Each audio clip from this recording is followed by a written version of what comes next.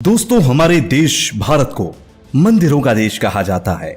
यहाँ कई ऐसे मंदिर हैं जो रहस्यों से भरे पड़े हैं। ऐसा ही एक रहस्यमय मंदिर है उज्जैन के अंदर, जिसे हम और आप महाकालेश्वर मंदिर के नाम से जानते हैं। दोस्तों, इस मंदिर का महत्व इसीलिए बढ़ जाता है क्योंकि यहाँ मौजूद शिवलिंग भगवान शिव के 12 ज्योतिर्लिंगों में से एक है। दोस्तों, कहते हैं कि इस मंदिर के राजा स्वयं महाकाल हैं, जिन्हें शमशान का साधक माना जाता है और भस्म को उनका श्रृंगार आभूषण। शायद यही वजह है कि महाकाल की पूजा हम इंसानों के अलावा भूत प्रेत भी करते हैं और इसका सबूत कैमरे में कैद हो चुका है, जो हम आपको आज अपनी इस वीडियो में दिखाने वाले हैं। इसीलिए दोस्तों, वीडियो के अंत तक आप हमारे साथ जरूर बने रहिएगा। दोस्तों, महाकालेश्वर मंदिर का सबसे बड़ा रहस्य इस मंदिर के नाम में है। यहाँ भगवान शिव को महाकाल कहा जाता है, जिसके पीछे का रहस्य बहुत कम लोगों को पता होगा।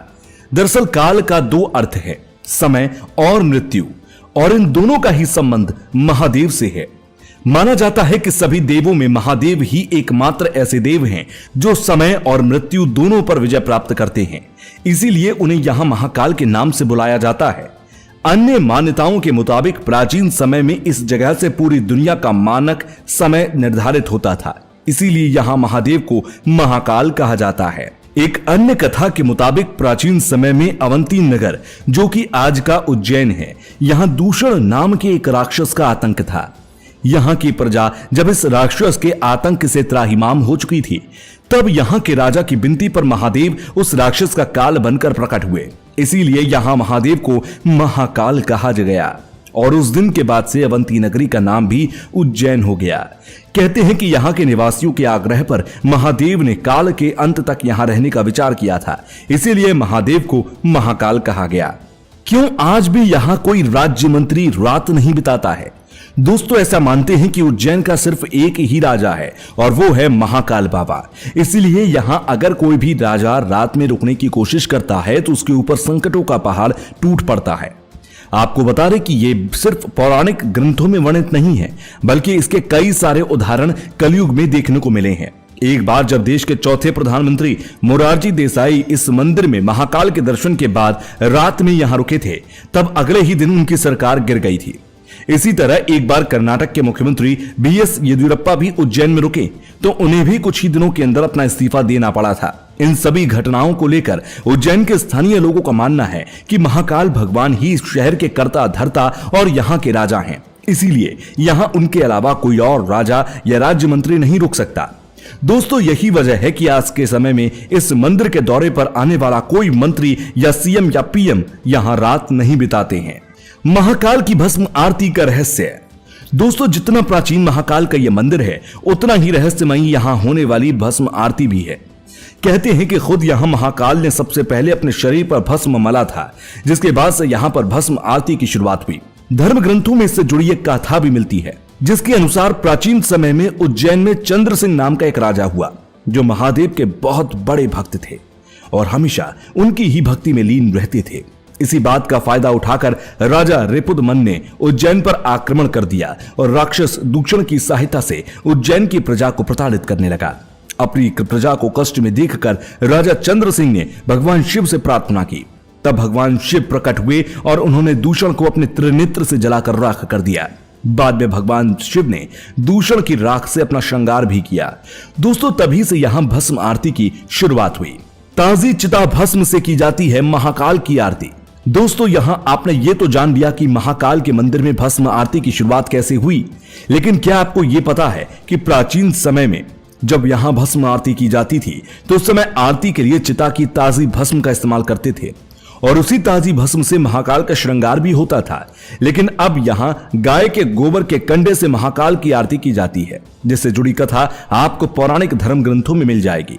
कथा के मुताबिक प्राचीन समय में उज्जैन में रोजाना चिता की ताजी भस्म से महाकाल की आरती होती थी, लेकिन जब एक बार यहाँ के पुजारी उज्जैन के शमशान में महादेव आरती के लिए ताजी भस्म लेने गए, तो वहां पर उन्हें कोई शव नहीं मिला।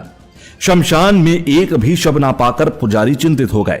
कोई रास्ता नजर नहीं आने पर उन्होंने अपने ही पुत्र की बलि देकर उसकी चिता की राख से महाकाल की भस्म आरती की।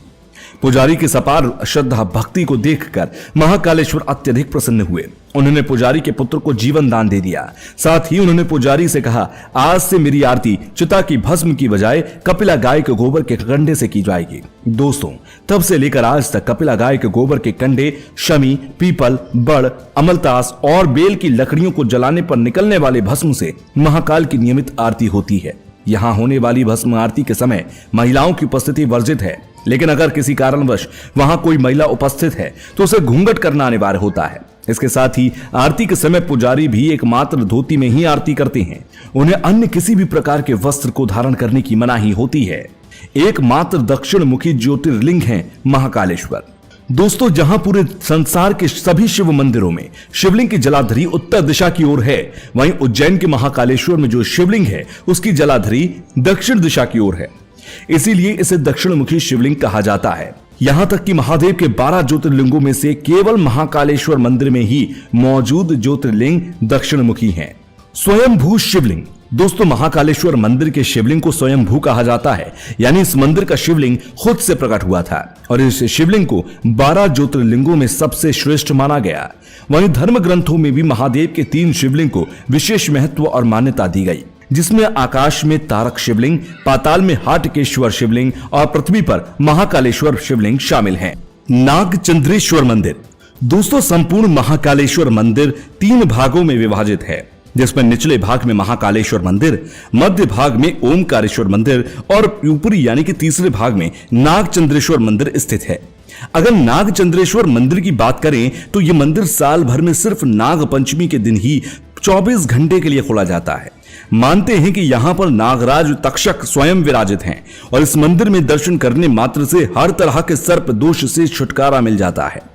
नागचंद्रेश्वर मंदिर में जो अद्भुत प्रतिमा विराजमान है उसके बारे में कहते हैं कि वो 11वीं शताब्दी की है। इस प्रतिमा में भगवान शिव अपने पूरे परिवार के साथ आसन पर बैठे हुए हैं और उनके ऊपर सांप फन फैलाकर बैठा है। बताया जाता है कि इस प्रतिमा को नेपाल से लाया गया था। आपको यह भी बता दें कि नागचंद्रेश्वर मंदिर दुनिया भर का एकमात्र ऐसा मंदिर है जिसमें भगवान शिव अपने परिवार के साथ सांपों की शैया पर विराजमान है। मंदिर में स्थापित प्राचीन मूर्ति में शिव जी, गणेश जी और मां पार्वती के साथ दशमुखी सर्प शैया पर विराजित हैं। शिव शंभू के गले और भुजाओं में भुजंग लिपटे हुए हैं। जूना महाकाल। दोस्तों, महाकालेश्वर मंदिर के प्रांगण में जूना महाकाल के नाम से एक शिवलिंग स्थापित है, जिसके बारे में कहा जाता है कि प्राचीन समय में जब कुछ राजाओं और आक्रमणकारियों द्वारा महाकालेश्वर मंदिर में मौजूद असली शिवलिंग को नष्ट करने की कोशिश की गई, तब पुजारियों ने शिवलिंग को बचाने के लिए असली शिवलिंग को वहां से हटा दिया और उस शिवलिंग के स्थान पर एक दूसरा शिवलिंग रखकर पूजा करने लगे। दोस्तों, ये जो दूसरा शिवलिंग था इसे ही आज जूना महाकाल के नाम से कहते हैं। बाद में असली शिवलिंग को वापस लाकर उस स्थान पर स्थापित किया गया और जूना महाकाल की शिवलिंग को मंदिर के ही प्रांगण में स्थापित कर दिया गया। चमत्कारी मंदिर। दोस्तों, वैसे तो महाकालेश्वर मंदिर में आए दिन कई चमत्कारी घटनाएं होती हैं जो लोगों को सोचने पर मजबूर कर देती हैं। ऐसा ही एक दुर्लभ चमत्कार महाकाल मंदिर के गर्भगृह में देखने को मिला था, जब यहां का एक सीसीटीवी फुटेज बाहर आया। यह सीसीटीवी फुटेज सावन महीने का था। दरअसल महाकालेश्वर मंदिर में हर साल महाशिवरात्रि पर बाबा महाकाल को बेलपत्र से ढक दिया जाता है और उसके बाद यहां भक्तों को आने की मनाही हो जाती है। इसी समय यहां का एक सीसीटीवी फुटेज वायरल हुआ था, जिसमें रात में एक अदृश्य शक्ति महाकाल की पूजा करती नजर आई। ये घटना क्या वाकई में सत्य है, इसके बारे में मंदिर परिषद की तरफ से कोई जवाब कभी नहीं दिया गया, लेकिन बहुत से लोगों का मानना है कि यह घटना पूरी तरह सत्य है, क्योंकि महादेव की पूजा हम इंसानों के साथ साथ भूत प्रेत भी किया करते हैं। तो दोस्तों, कैसी लगी आपको हमारी ये पेशकश? अगर आपको मौका मिले तो क्या आप बाबा महाकाल के दर्शन करना चाहेंगे? कमेंट में जरूर बताएं। आपको आज की ये वीडियो क्या पसंद आई है? अगर हाँ तो इस वीडियो को लाइक करें और इस तरह की और अमेजिंग और इंटरेस्टिंग वीडियो देखते रहने के लिए चैनल को जरूर सब्सक्राइब करें। Thanks for watching.